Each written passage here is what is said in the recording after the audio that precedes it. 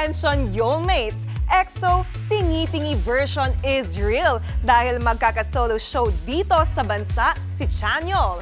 May pa-Happy Friday treat naman si Twice Chewie sa kanyang fans. Yan at iba pa sa report na to. This is it, Chewie Bars! Magda-debut as soloist si Twice Maknae Chewie. First mini album ang ilalabas si Chewie na tatawaging About You. Sa teaser video, it's giving perfection and looking elegant si Chewie habang nagbabike sa isang forest field papuntang mysterious mansion. Wala pa namang detalye kung kailan ilalabas ang mini album. Si Chewie ang third Twice member na magde-debut as soloist. Release na ang English version ng kanta ni BTS Jimin na Be Mine. May short clip pa nga siya ng recording nito. Yeah, yeah. Look at us, getting caught up in the moment. Pinusuan din ng mga ARMY ang kanyang English pronunciation. I know what you want.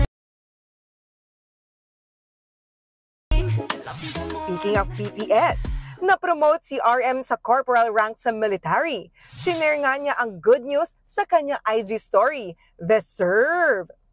Last year, December, nang sinimulan ni Namjoon ang kanyang military service. May patikim naman ang YG Entertainment sa much-awaited concert ng 2NE1. Para yan sa kanilang welcome back concert sa Seoul na gaganapin sa Olympic Park sa October 5 at 6.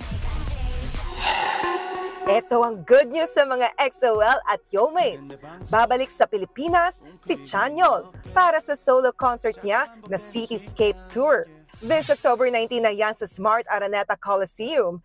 Stay tuned muna para sa ticket selling.